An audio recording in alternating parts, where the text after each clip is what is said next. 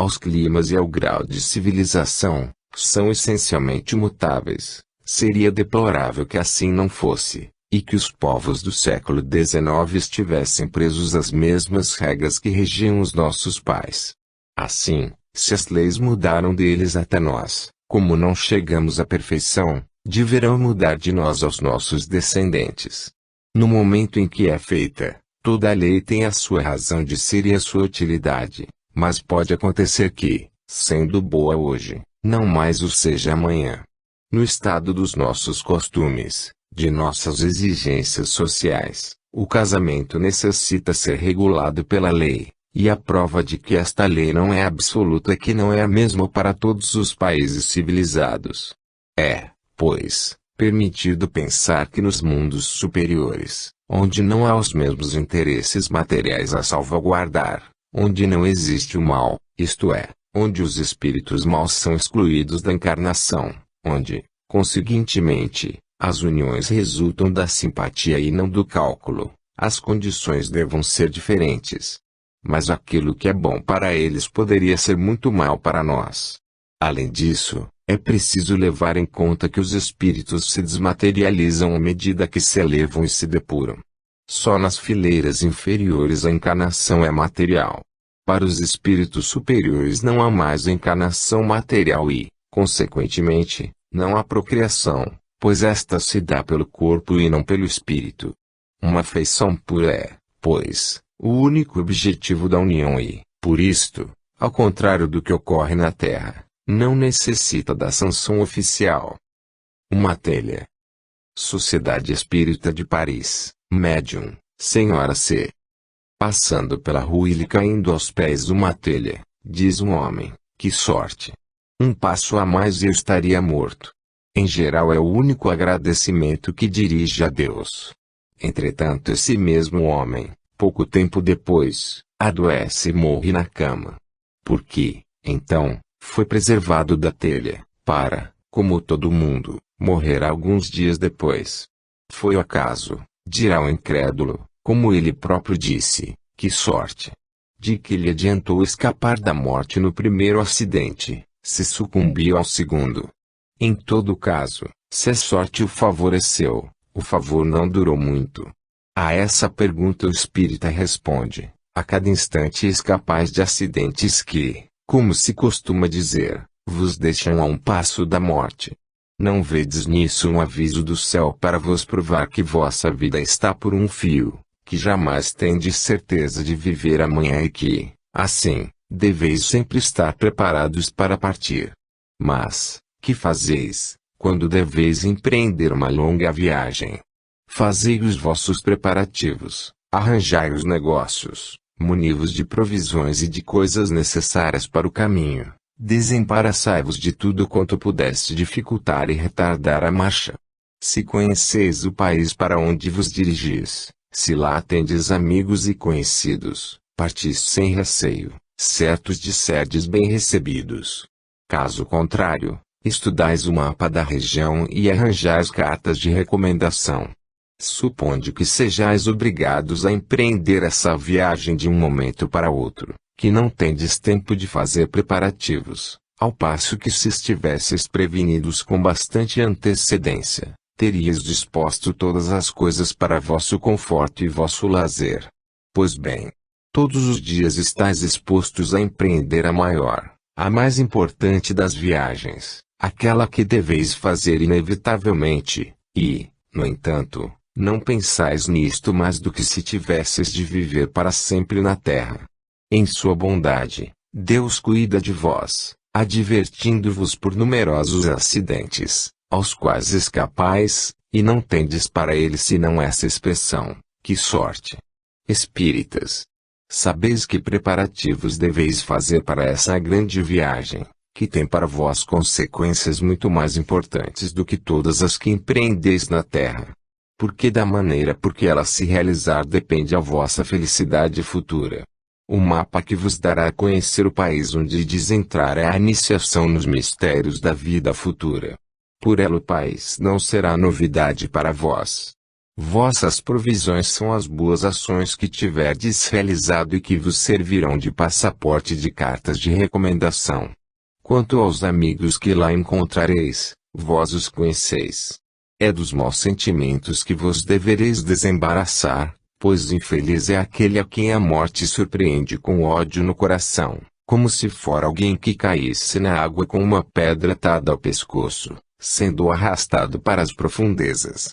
Os negócios que deveis pôr em ordem são o perdão aos que vos ofenderam, os erros cometidos para com o próximo, que deveis ter pressa em reparar, a fim de conquistardes o perdão, porquanto os erros são dívidas, de que o perdão é a quitação. Apressai-vos, pois, que a hora da partida pode soar de um momento para outro e não vos dar tempo para reflexão. Em verdade vos digo, a telha que cai aos vossos pés é o sinal que vos adverte para estardes sempre prontos a partir ao primeiro chamamento, a fim de não serdes tomados de surpresa. O Espírito de Verdade. César, Clovis e Carlos Magno. Sociedade Espírita de Paris, 24 de janeiro de 1862. Assunto proposto. Médium, Senhora Didier. Esta não é apenas uma questão material, mas, também, muito espiritualista. Antes de abordar o ponto principal, do qual falaremos em primeiro lugar. O que é a guerra? Para começar, respondemos que a guerra é permitida por Deus, pois que existe, existiu e existirá sempre. É erro na educação da inteligência não ver em César senão um conquistador, em Clovis senão um bárbaro, em Carlos Magno senão um déspota, cujo sonho insensato queria fundar um imenso império. Ah! Meu Deus! Como geralmente se diz, os conquistadores são os próprios joguetes de Deus. Como sua audácia, seu gênio os fez chegar ao primeiro posto, viram em torno de si não só homens armados, mas ideias, progressos, civilizações, que era necessário lançar às outras nações. Partiram, como César, para levar Roma à Lutécia, como Clovis, para os germes de uma solidariedade monárquica, como Carlos Magno, para irradiar o facho do cristianismo entre os povos cegos, nas nações já corrompidas pelas heresias dos primeiros tempos da Igreja. Ora, eis o que aconteceu. César, o mais egoísta desses três grandes gênios, faz servir a tática militar, a disciplina, a lei, numa palavra, para os trazer às galhas. Na retaguarda de seus exércitos seguia a ideia imortal, e as tribos, vencidas e indomáveis, sofriam o jugo de Roma, é certo, mas se transformavam em províncias romanas. A orgulhosa Marsella teria existido sem Roma. Lugdunum e tantas outras cidades célebres dos anais tornaram-se centros imensos, focos de luz para as ciências, as letras e as artes. César é, pois, um grande propagador, um desses homens universais, que se servem do homem para civilizar o homem, um desses homens que sacrificam homens em proveito da ideia. O sonho de Clovis foi estabelecer uma monarquia, bases, uma regra para o seu povo. Mas como a graça do cristianismo não iluminava ainda, foi propagador bárbaro. Devemos encará-lo na sua conversão, imaginação ativa, febril, belicosa, viu na vitória sobre os visigodos uma prova da proteção de Deus, e, doravante, certo de estar sempre com ele, deixou-se batizar. Eis que o batismo se propaga nas Gálias e o cristianismo se expande cada vez mais. É o momento de dizer, com Corneille, Roma não era mais Roma. Os bárbaros invadiram o mundo romano. Depois da pilhagem de todas as civilizações esboçadas pelos romanos, eis que um homem sonha espalhar pelo mundo, não mais os mistérios e o prestígio do Capitólio, mas as crenças formidáveis de Aix-la-Chapelle. Eis um homem que está, ou se julga com Deus. Um culto odioso, rival do cristianismo, ainda ocupa os bárbaros. Carlos Magno precipita-se sobre esses povos e Oitiquinde, depois de lutas e de vitórias equilibradas, enfim se submete, recebendo o batismo humildemente. Eis aí, por certo, um quadro imenso, onde se desenrolam tantos fatos, tantos golpes da providência, tantas quedas e tantas vitórias. Mas qual a conclusão? A ideia, universalizando-se, propagando-se cada vez mais, não se detendo nem nos desmembramentos das famílias, nem no desânimo dos povos, e tendo como objetivo, por toda parte, a implantação da cruz do Cristo em todos os pontos da terra, não constitui um imenso fato espiritualista.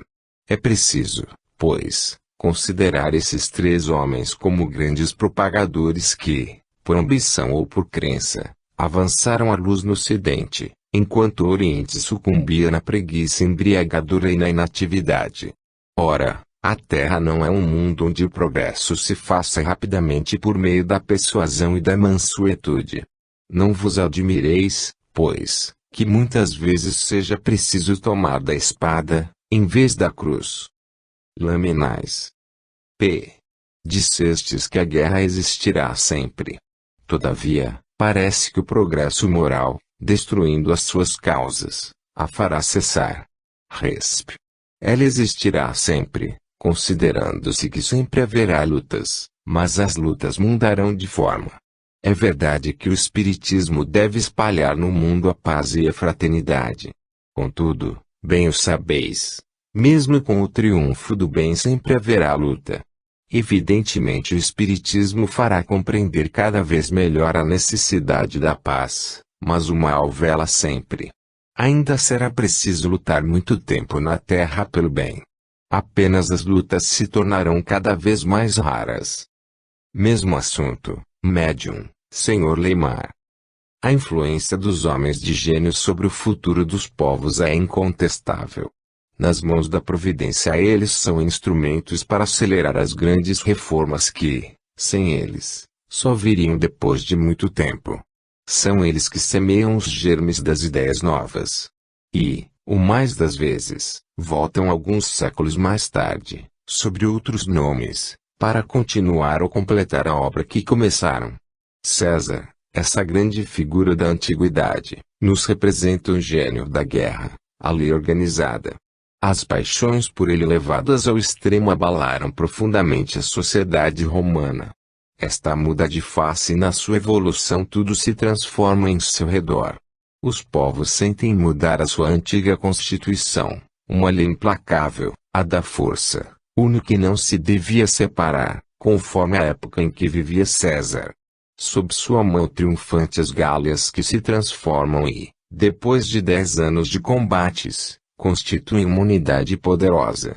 Mas dessa época data a decadência romana. Levada ao excesso, essa potência que fazia tremer o mundo cometia as faltas do poder extremo. Tudo quanto cresce além das proporções fixadas por Deus deve cair do mesmo modo. Esse grande império foi invadido por uma nuvem de povos saídos de regiões então desconhecidas. A fama tinha levado, com as armas de César, as ideias novas aos países do norte, que se precipitaram sobre ele como uma torrente. Vede essas tribos bárbaras, lançando-se rapazes sobre as províncias, onde o sol era melhor, o vinho tão doce, as mulheres tão belas. Atravessaram as Gálias, os Alpes, os Pirineus, para ir fundar suas colônias em toda parte e desagregar esse grande corpo chamado Império Romano. Só o gênio de César tinha bastado para levar sua nação à culminância do poder. Dele data a época da renovação, em que todos os povos se confundem, avançam uns sobre os outros, buscando outras coesões, outros elementos. E, no entanto, durante vários séculos, quanto ódio entre essas criaturas! Quantos combates! Quantos crimes! Quanto sangue! Babarete! Com sua mão bárbara, Clovis devia ser o ponto de partida de uma nova era para os povos. Obedecia ao costume e, para formar uma nação, não recuava diante de nenhum obstáculo. Ele a formava com o punhal e a astúcia. Criava um novo elemento adotando o batismo, iniciando seus rudes soldados numa nova crença. Entretanto, tudo foi à deriva depois dele, apesar da ideia, apesar do cristianismo. Eram precisos Carlos Martel, Pepino e depois Carlos Magno. Saudemos essa figura poderosa, essa natureza enérgica, qual novo César a reunir num feixe todos os povos dispersos, mudar as ideias e dar uma forma a esse caos. Carlos Magno é grandeza na guerra, na fé, na política, na moralidade nascente, que devia fundir os povos e lhes dar a intuição da conservação, da unidade, da solidariedade. Dele remontam os grandes princípios que formaram a França, nossas leis e nossas ciências aplicadas. Transformador, ele era marcado pela providência para ser o traço de união entre César e o futuro. Também o chamam grande porque, se empregou terríveis meios de execução, foi para dar uma forma e um pensamento único a essa reunião de povos bárbaros, que não podiam obedecer senão a quem fosse poderoso e forte. Babarete. Nota: como esse nome era desconhecido, pediu-se ao espírito que desse alguns esclarecimentos sobre a sua pessoa. Eu vivia ao tempo de Henrique IV. Era muito humilde. Perdido nesta Paris onde tão bem se esquece aquele que se esconde e só busca o estudo, gostava de estar só, ler e comentar à minha maneira. Pobre, trabalhava, e o labor diário me dava essa alegria inefável que se chama liberdade. Copiava livros e fazia essas maravilhosas vinhetas, prodígios de paciência e de saber, que só davam pão e água à minha paciência. Mas eu estudava, amava meu país e buscava a verdade na ciência.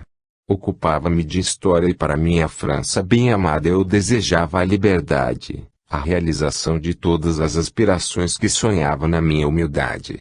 A partir de então estou num mundo melhor e Deus me recompensou a abnegação, dando-me essa tranquilidade de espírito, em que todas as obsessões do corpo estão ausentes, e sonho pela minha pátria, pelo mundo inteiro, pela nossa terra, pelo amor e pela liberdade. Venho muitas vezes para vos ver e ouvir. Gosto dos vossos trabalhos e deles participo com todo o meu ser. Desejo-vos perfeitos e satisfeitos no futuro. Que sejais felizes, como eu desejo.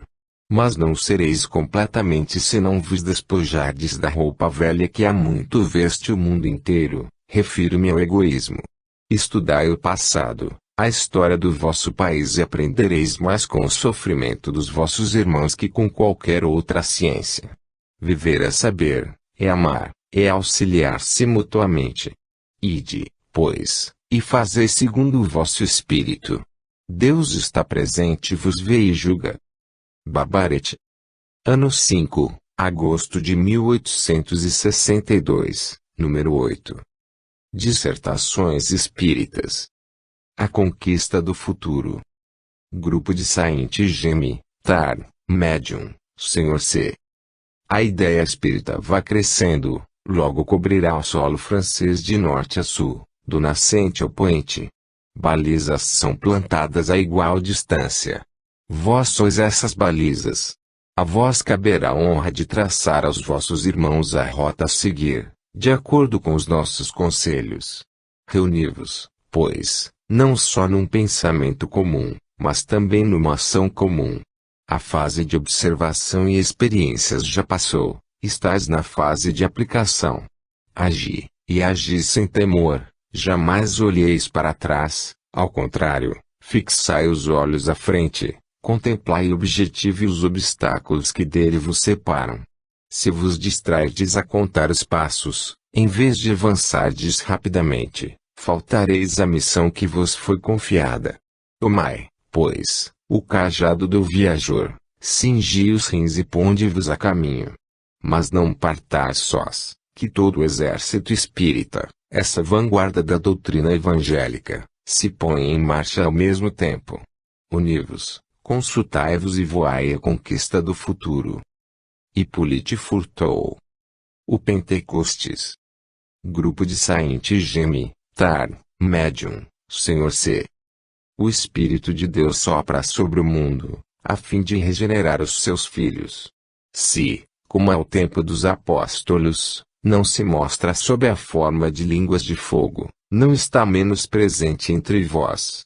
Orai, pois, com fervor ao Todo-Poderoso, a fim de que ele se digne fazer-vos tirar proveito de todas as vantagens morais, de todos os dons imperecíveis que ele houve por bem derramar sobre a cabeça dos apóstolos e do Cristo.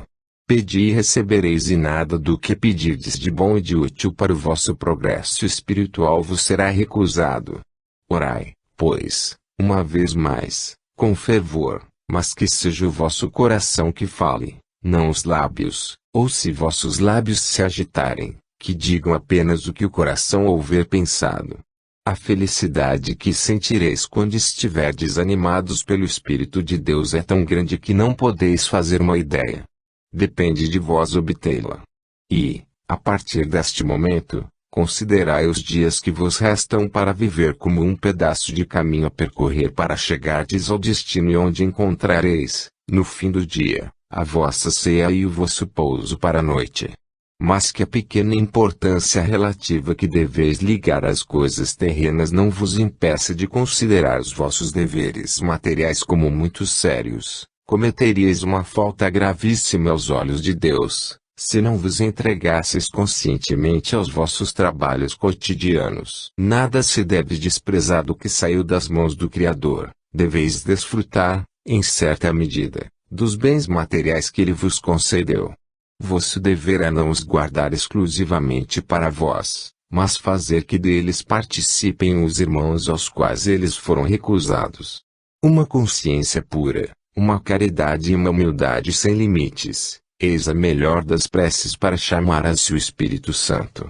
É o verdadeiro Veni Creator, não que este, cantado nas igrejas, não seja uma prece que será acolhida, sempre que feita de bom coração, mas, como já vos foi dito inúmeras vezes, o fundo é tudo, a forma pouca coisa. Pedi, então, pelos vossos atos, que o Espírito Santo venha visitar-vos e derramar em vossa alma essa força que dá fé para superar as misérias da existência terrena e para estender a mão àqueles irmãos vossos a quem a fraqueza do espírito impede ver a luz, sem a qual só podereis marchar às cegas, com risco de vos ferirdes nos obstáculos disseminados no caminho. A verdadeira felicidade, pela qual todos suspirais, lá se acha, cada um a tem sob a mão. Basta querer para alcançá-la. Tomai hoje boas e firmes resoluções e o Espírito de Deus, tende certeza, não vos faltará. Amai a vosso próximo como a vós mesmos pelo amor de Deus, e tereis dignamente solenizado o dia em que o Espírito Santo veio visitar os apóstolos do cristianismo. Hippolyte Furtou. O perdão. Sociedade Espírita de Paris, Médium, Senhora Didier. Como se pode achar em si a força para perdoar? A sublimidade do perdão é a morte do Cristo no Gólgota. Ora, já vos disse que o Cristo tinha resumido em sua vida todas as angústias e lutas humanas.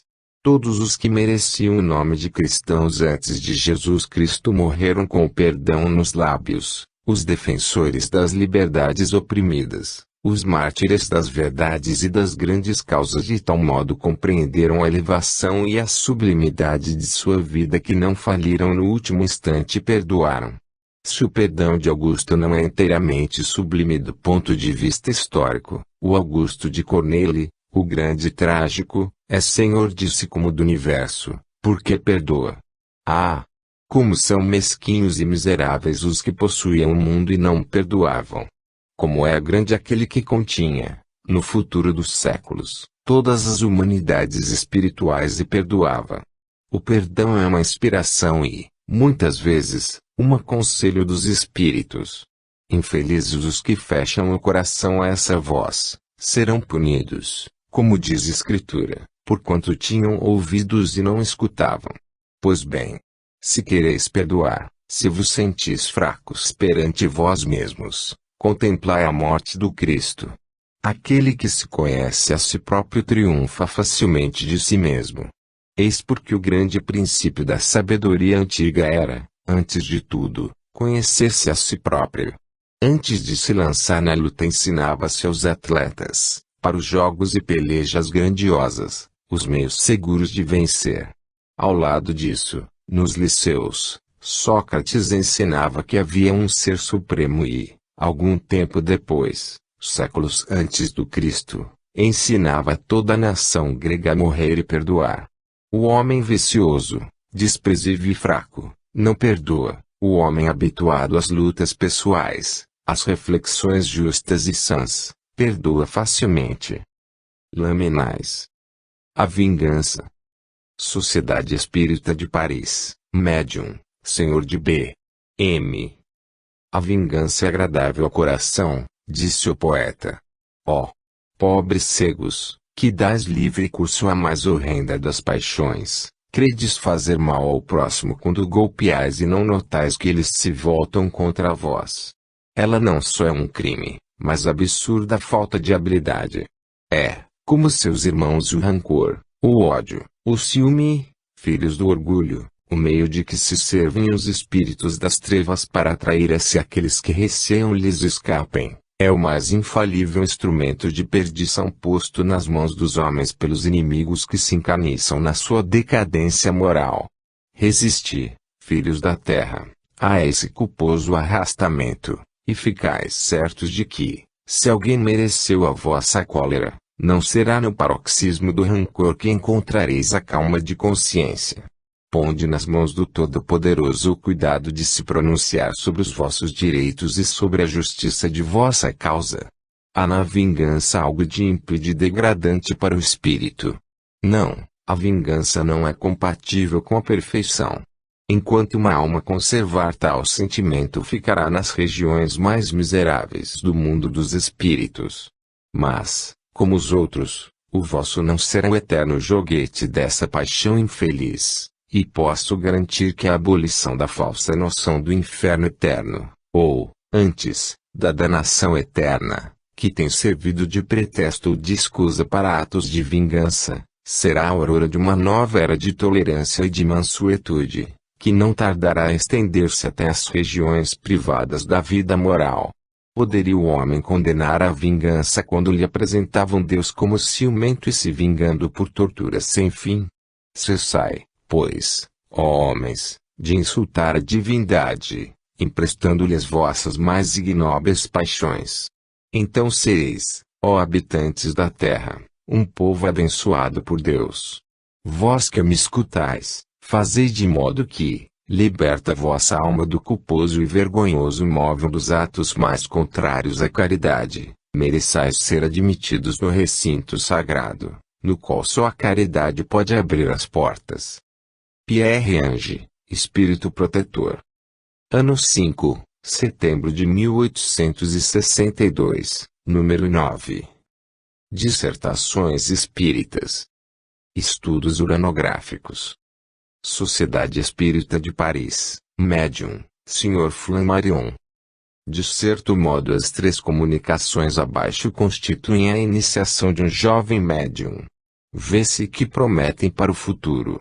Servem de introdução a uma série de ditados que o espírito se propõe fazer sob o título de Estudos Uranográficos. Deixamos aos leitores incumbência de lhes apreciarem a forma e o fundo. 1. Há tempos foi anunciado, aqui Alhures, por vários espíritos e por diversos médiuns, que vos seriam feitas revelações sobre o sistema dos mundos. Fui chamado a contribuir, na ordem de meu destino, para que se realize tal predição.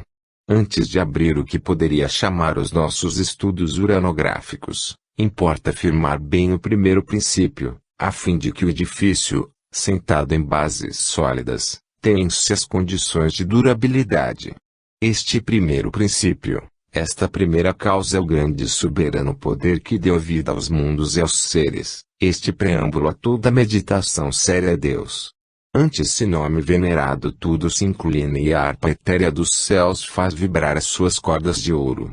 Filhos da terra, vós que há tanto tempo balbuciais esse grande nome sem o compreender, quantas teorias audaciosas foram escritas desde o começo das idades nos anais da filosofia humana.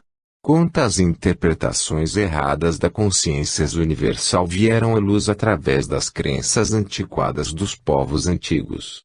E ainda hoje, que era cristã em seu esplendor raiou sobre o mundo, que ideia se faz do primeiro dos seres, do ser por excelência, daquele que é. Não vimos, nos últimos tempos, o panteísmo orgulhoso elevar-se soberbo até aquele que julgou acertado qualificar de ser absorvente, do grande todo, de cujo seio tudo saiu e no qual tudo deve entrar e um dia se confundir, sem distinção de individualidades. Não vimos o ateísmo grosseiro espalhar vergonhosamente o cepticismo, negador e corruptor de todo progresso intelectual, não obstante o que tenham dito os sofistas seus defensores. Seria interminável mencionar escrupulosamente todos os erros que foram aceitos a respeito do princípio primordial e eterno, basta a reflexão para vos mostrar que o homem terreno errará sempre que pretender explicar este problema, insolúvel para muitos espíritos desencarnados. É vos dizer implicitamente que deveis, ou, melhor, que devemos nos inclinar humildemente ante o grande ser, é vos dizer, filhos, que se está em nós nos elevarmos até a ideia do ser infinito, isto nos deve bastar e interditar a todos a orgulhosa pretensão de manter os olhos abertos diante do sol, sem ficarmos logo enseguecidos pelo deslumbrante esplendor de Deus na sua eterna glória. Guardai bem isto, pois é o prelúdio de nossos estudos. Crede em Deus, Criador e organizador das esferas, amai a Deus, Criador e protetor das almas, e poderemos penetrar juntos humildemente e, ao mesmo tempo, estudiosamente, no santuário onde ele semeou os dons de seu infinito poder. Galileu. 2. Havendo estabelecido o primeiro ponto de nossa tese, a segunda questão que se apresenta é a do poder que conserva os seres e que se convencionou chamar natureza. Depois da palavra que tudo resume, aquela que representa tudo. Ora, o que vem a ser a natureza? Houve antes a definição do naturalista moderno. Diz ele, a natureza é o trono exterior do poder divino. A tal definição juntarei esta, que resume todas as ideias dos observadores. A natureza é o poder efetivo do Criador. Atentemos para esta dupla explicação do mesmo vocábulo que, por uma maravilhosa combinação de linguagem, representa duas coisas à primeira vista tão diversas. Efetivamente a natureza, tal como entendida no primeiro sentido, representa o efeito, cuja causa expressa no segundo.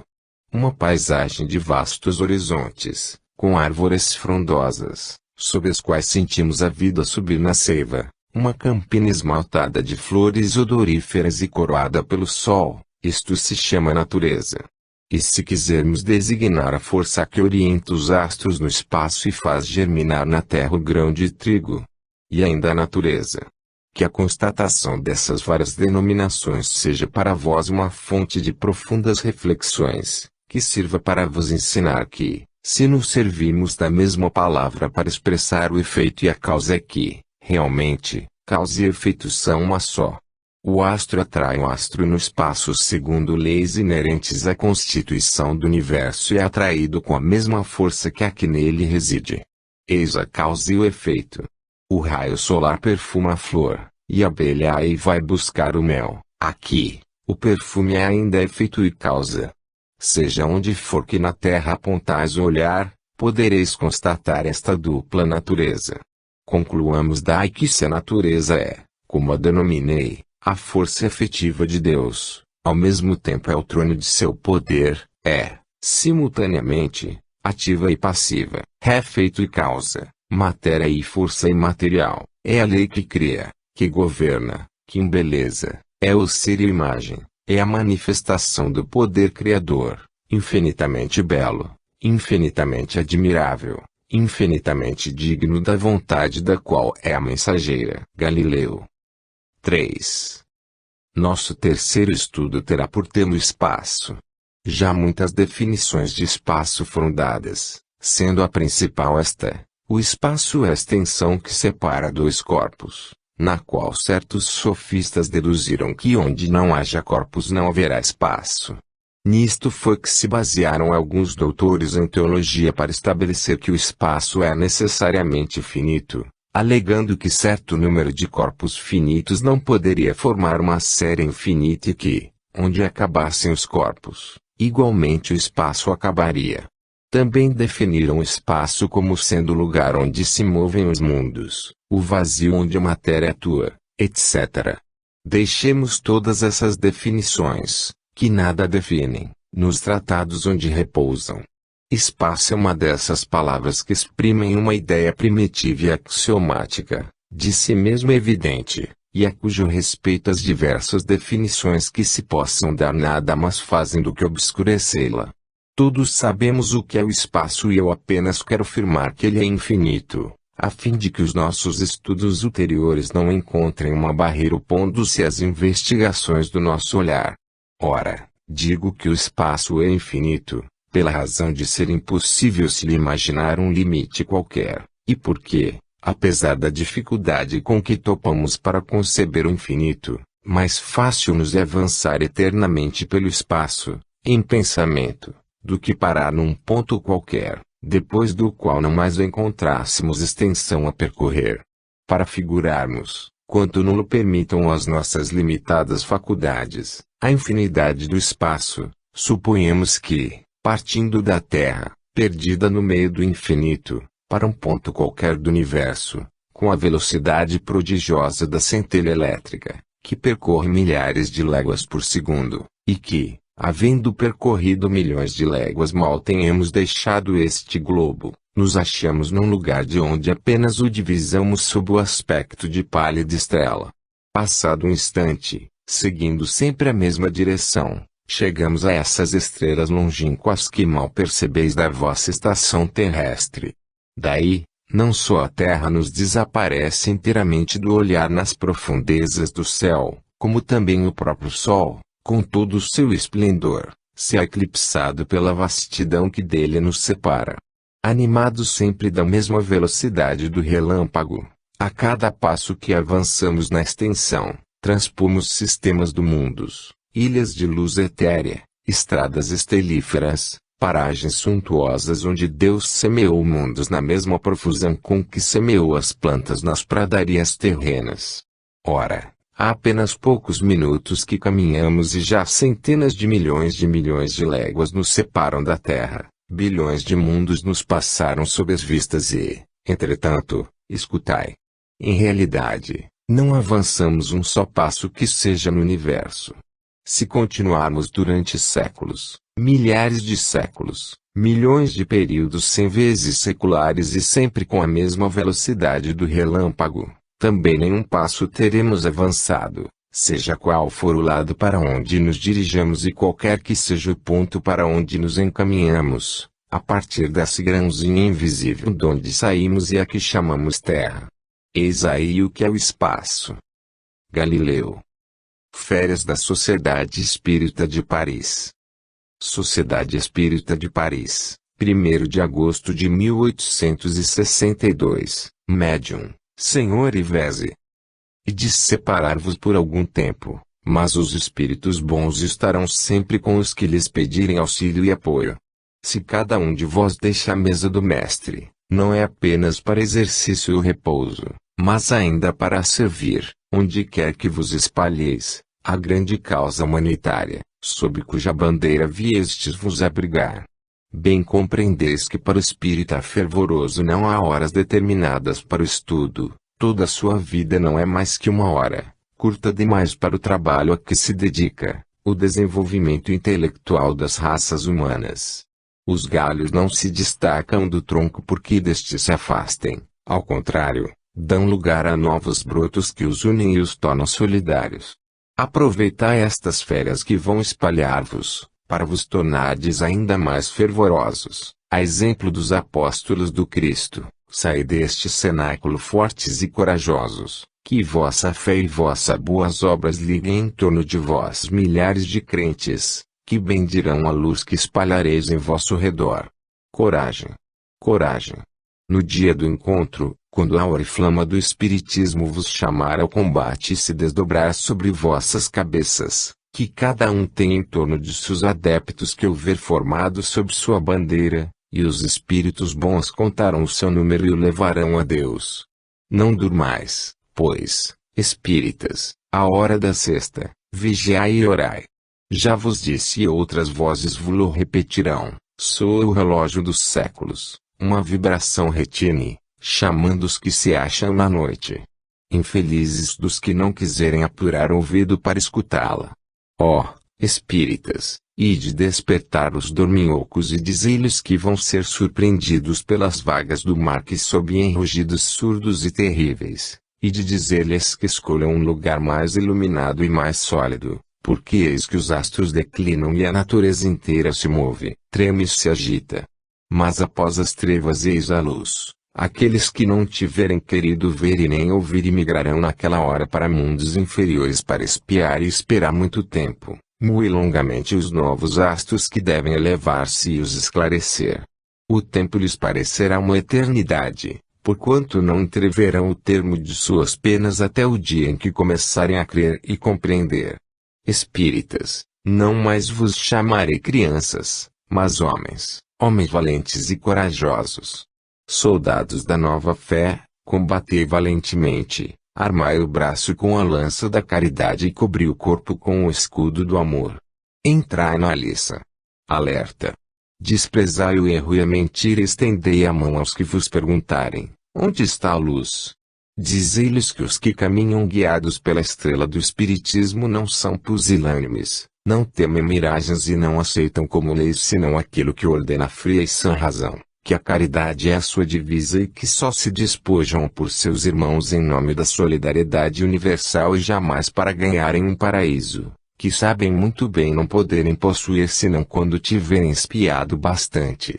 Que conheçam a Deus e que, antes de tudo, saibam que Ele é imutável em sua justiça e, consequentemente, não pode perdoar uma vida de faltas acumuladas por um segundo de arrependimento. Como não pode punir uma hora de sacrilégio por uma eternidade de suplício.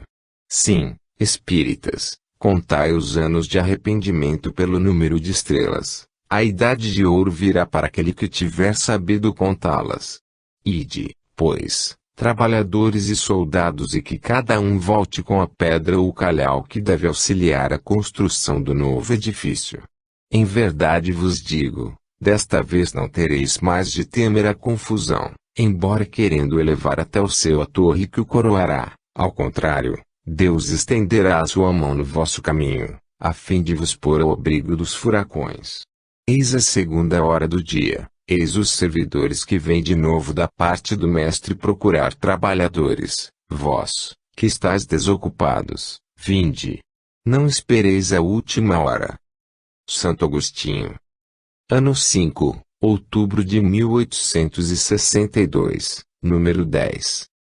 Dissertações Espíritas. O Espiritismo e o Espírito Maligno.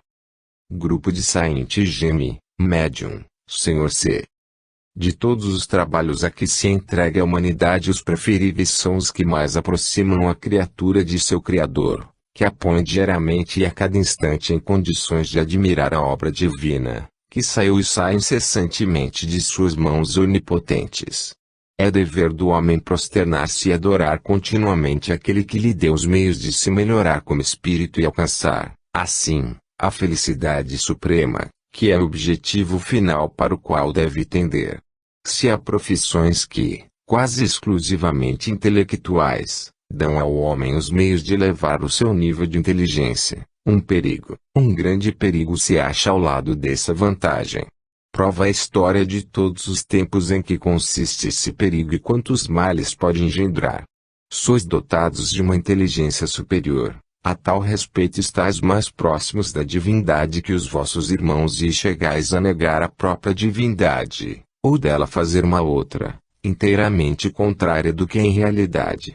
Nunca seria demais repetir, nem jamais se cansar de dizer, o orgulho é o mais obstinado inimigo do gênero humano. Tivesseis 1000 bocas e todas deveriam repetir a mesma coisa incessantemente. Deus vos criou a todos simples e ignorantes, tratai de avançar em passo tão seguro quanto possível. Isto depende de vós, jamais Deus recusa a graça a quem lhe pede de boa fé. Todos os estados podem igualmente vos conduzir à meta desejada, se vos conduzirdes conforme o caminho da justiça e se não dobrardes a consciência à vontade dos vossos caprichos. No entanto, há estados nos quais é mais difícil progredir que em outros. Assim, Deus levará em conta aqueles que, tendo aceitado como prova uma posição ambígua, tiverem percorrido sem reagir esse caminho perigoso ou, pelo menos, tiverem feito todos os esforços humanamente possíveis para se reerguerem. É aí que se torna necessária uma fé sincera, uma força pouco comum para resistir aos arrastamentos para fora do caminho da justiça. Mas é aí, também, que se pode fazer um bem imenso aos irmãos infelizes. Ah! Quanto mérito tem aquele que resvala no lamaçal, sem que nem suas vestes, nem ele próprio, se maculem. É preciso que uma chama muito pura brilhe em si. Mas, também, que recompensa não lhe é reservada ao deixar a vida terrestre. Que aqueles que se acham em semelhante posição meditem bem estas palavras, que bem se impregnem do espírito que elas encerram e neles se operará uma revolução salutar, que substituirá as opressões do egoísmo pelas suaves expansões do coração. Quem transformará esses homens, como diz o Evangelho, em homens novos? O que é necessário para realizar esse grande milagre? É preciso que eles queiram reportar seu pensamento àquilo a que estão destinados depois da morte. Estão todos convencidos de que o amanhã poderá não existir para eles, mas, assustados pelo quadro sombrio e desolador das penas eternas, nas quais, por intuição, se recusam a acreditar, abandonam-se ao caudal da vida presente, deixam-se arrastar por essa cupidez febril, que os leva a juntar sempre, por todos os meios permitidos ou não, arruinam sem piedade um pobre pai de família e prodigalizam ao vício somas que bastariam para uma cidade inteira viver durante vários dias. Desviam os olhos do momento fatal. Ah! Se pudessem encará-lo firmemente com sangue frio, como mudariam depressa de conduta? Como os veríamos apressados em devolver ao legítimo proprietário o pedaço de pão negro, que tiveram a crueldade de roubar para, ao preço de uma injustiça, aumentarem uma fortuna feita de injustiças acumuladas. O que é preciso para isto? Que brilhe a luz espírita. É preciso se possa dizer, como um general dizia de uma grande nação, o espiritismo é como o sol, cego quem não o vê. Os homens que se dizem e se julgam cristãos, mas repelem o espiritismo, são bem ceigos. Qual a missão da doutrina, que a mão onipotente do Criador semeia atualmente no mundo? E a de conduzir os incrédulos à fé, os desesperados à esperança, os egoístas à caridade. Eles se dizem cristãos e lançam anátema à doutrina de Jesus Cristo. É verdade que pretendem seja o espírito maligno que, para melhor se disfarçar, vem pregar tal doutrina neste mundo. Infelizes cegos. Pobres doentes. Que Deus, em sua bondade inesgotável, se digne fazer cessar a vossa cegueira e pôr um termo aos males que vos obsidiam. Quem vos disse que era o espírito do mal? Quem? Nada sabeis disto. Pedistes a Deus que vos esclarecesse a respeito? Não, ou se o fizestes, tinhais uma ideia preconcebida. O espírito do mal. Sabeis quem vos disse que era o espírito do mal? Foi o orgulho, foi o próprio espírito do mal que vos leva a condenar. Coisa revoltante, o Espírito de Deus, representado pelos espíritos bons que ele envia ao mundo para o regenerar. Ao menos examinai a coisa e, conforme as regras estabelecidas, condenai ou absolvei. Ah! Se ao menos quisesses lançar um golpe de vista sobre os resultados inevitáveis que o triunfo do Espiritismo deve produzir. Se quisesses ver os homens finalmente se considerando como irmãos, convencidos todos de que, de um momento para outro, Deus lhes pedirá contas da maneira pela qual desempenharam a missão que lhes havia sido confiada. Se quisesses ver em toda parte a caridade tomando o lugar do egoísmo e o trabalho tomando o lugar da preguiça. Porque, bem o sabeis, o homem nasceu para o trabalho, Deus o transformou numa obrigação, a qual não pode subtrair-se sem transgredir as leis divinas. Se quisesses ver de um lado esses infelizes que dizem, danados neste mundo, danados no outro, sejamos criminosos e gozemos, e do outro, esses homens endurecidos, esses assambarcadores da fortuna de todos, que dizem, a alma é uma palavra, Deus não existe, se nada resta de nós depois da morte, gozemos a vida, o mundo se compõe de exploradores e explorados, prefiro fazer parte dos primeiros a estar com os segundos, depois de mim, o dilúvio. Se lançasseis olharás sobre esses dois homens que personificam a pilhagem bem educada e que conduz as galés, se os visses transformados pela crença na imortalidade, que lhes dá o espiritismo, ousarias dizer que é pelo espírito do mal. Vejo desdém em vossos lábios e vos ouço dizer, nós é que pregamos a imortalidade e temos crédito por isto. Terão sempre mais confiança em nós do que nesses vãos sonhadores que, se não são trapaceiros, sonharam que os mortos saíam do túmulo para se comunicarem com eles. A isto sempre a mesma resposta, examinai, se convencidos de boa fé, o que não faltará se fordes sinceros, ao invés de maldizer, bem direis o que deve estar muito mais nas vossas atribuições, conforme a lei de Deus. A lei de Deus. Em vossa opinião sois os únicos depositários e vos surpreendeis que outros tomem uma iniciativa que, conforme pensais, vos pertence com exclusividade.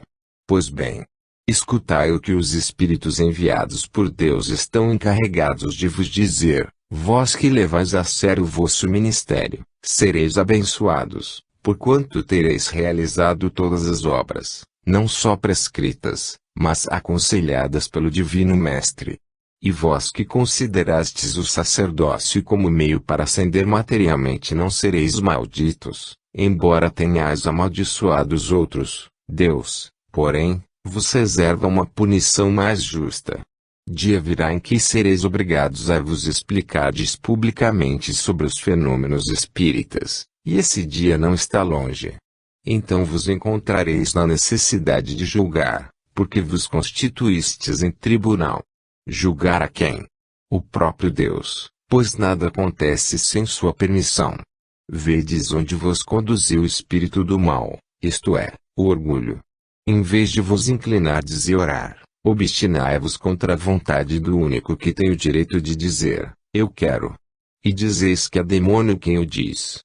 E agora, se persistirdes em não crer senão nas manifestações dos espíritos maus, recordai-vos das palavras do Mestre, acusado de expulsar os demônios em nome de Belzebu, todo reino dividido contra si mesmo perecerá. Hippolyte Furtou. O Corvo e a Raposa.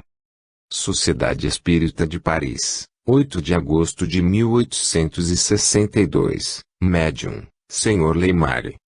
Desconfiados bajuladores, é a raça mentirosa, são encarnações de duas caras, que riem para vos enganar.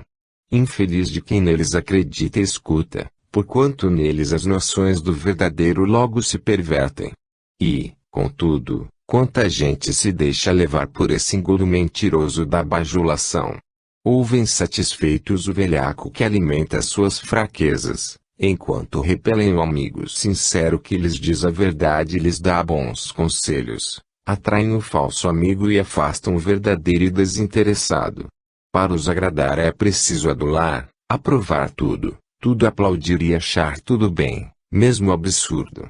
E, coisa estranha, repelem conselhos sensatos e acreditam na mentira do primeiro que vier, desde que tal mentira favoreça suas ideias. Que quereis? Querem ser enganados e o são. Muitas vezes só veem as consequências tarde demais, mas, então, o mal já está feito e não tem remédio. De onde vem isto? A causa dessa imperfeição é, quase sempre, múltipla. A primeira, incontestavelmente, é o orgulho que os cega quanto à infalibilidade de seu próprio mérito, que julgam superior ao dos demais, tomam-no, assim, sem dificuldade, como modelo do senso comum. A segunda decorre de uma falta de senso, que lhes não permite vejam o lado bom e ruim das coisas, mas, ainda aqui, é o orgulho que oblitera o julgamento, porque, sem orgulho, desconfiariam de si mesmos, confiando-se aos que têm mais experiência. Acreditai, ainda, que os espíritos maus nem sempre estão alheios ao caso, adoram mistificar, armar ciladas, e quem nelas melhor poderão que os orgulhosos, que são lisonjeados. O orgulho, para eles, é a falta de couraça de uns e a cupidez de outros, de que sabem tirar partido com habilidade, mas não se guardam de dirigir-se aos que são mais fortes que eles, moralmente falando. Quereis subtrair-vos à influência dos espíritos maus? Subi tão alto em virtudes que eles não vos possam atingir e, então, sereis temidos por eles. Mas se vos deixardes arrastar pela ponta da corda, eles a agarrarão para vos forçar a descida, chamar-vos-ão com voz melíflua, elogiar-vos-ão e, como o corvo, farão com que deixeis o queijo cair. Sominete. Estilo das boas comunicações.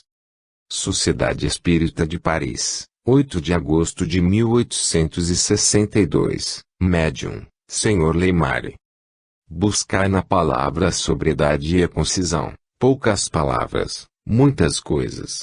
A linguagem é como a harmonia, quanto mais erudita quisermos torná-la, menos melodiosa. A verdadeira ciência sempre é aquela que impressiona, não alguns sibaritas entediados, mas a massa inteligente que, desde muito tempo, é desviada do caminho do belo verdadeiro, que é o da simplicidade. A exemplo de seu mestre, os discípulos do Cristo haviam adquirido esse profundo saber de bendizer, sobriamente, e seu falar, como o de Jesus, era marcado por essa graça delicada, essa profundeza que, em nossos dias, numa época em que tudo mente ao nosso redor, ainda fazem as grandes vozes do Cristo e dos apóstolos modelos inimitáveis de concisão e de precisão. Mas a verdade desceu do alto, os espíritos superiores, como os apóstolos dos primeiros dias da era cristã, vêm ensinar e dirigir. O livro dos espíritos é toda uma revolução, porque é conciso e sóbrio, poucas palavras, muitas coisas, nada de flores de retórica, nada de imagens, mas apenas pensamentos elevados e fortes, que consolam e fortalecem. Por isso agrada, e agrada porque é facilmente compreendido. Aí está a marca da superioridade dos espíritos que o ditaram. Porque há tantas comunicações oriundas de espíritos que se dizem superiores, repletas de insensatez, de frases empoladas e floreadas. Uma página para nada dizer. Ficai certos de que não são espíritos superiores, mas pseudos sábios, que julgam produzir efeito, substituindo por palavras o vazio das ideias, a profundeza do pensamento pela obscuridade. Não podem seduzir senão os cérebros vazios como os seus, que tomam bijuterias por ouro legítimo e julgam a beleza de uma mulher pelo brilho de seus adereços. Desconfiai, pois, dos espíritos verbosos, de linguagem empolada e confusa, muito difícil para ser compreendida. Reconhecereis a verdadeira superioridade pelo estilo conciso, claro e inteligível, sem esforço de imaginação. Não avalieis a importância das comunicações por sua extensão, mas pela soma de ideias que encerram num pequeno volume. Para ter o tipo da superioridade real, contai as palavras e as ideias. Refiro-me às ideias justas, sadias e lógicas. A comparação vos dará a exata medida. Barbarete, espírito familiar. A razão e o sobrenatural. Sociedade Espírita de Paris, Médium, Senhora Didier. O homem é limitado em sua inteligência e em suas sensações. Não podendo-o compreender além de certos limites, pronuncia, então, a palavra sacramental, que põe fim a tudo, sobrenatural. Na ciência nova que estudais, o vocábulo sobrenatural é palavra convencional, existe para nada exprimir. Efetivamente, o que significa? Fora da natureza, além do que é conhecido. Nada mais insensato, nada mais absurdo do que aplicá-la a tudo o que está fora de nós. Para o homem que raciocina, a palavra sobrenatural não é definitiva, é vaga e faz pressentir. Conhece-se a frase banal do incrédulo por ignorância: é sobrenatural. Ora, a razão, etc., etc. O que é razão? Quando a natureza, alargando-se e agindo como soberana, nos mostra tesouros desconhecidos, a razão, nesse sentido, se torna irracional e absurda, pois persiste, malgrado os fatos. Ora, se é um fato, é que a natureza permite. Certamente a natureza tem, para nós, algumas manifestações sublimes, mas muito restritas.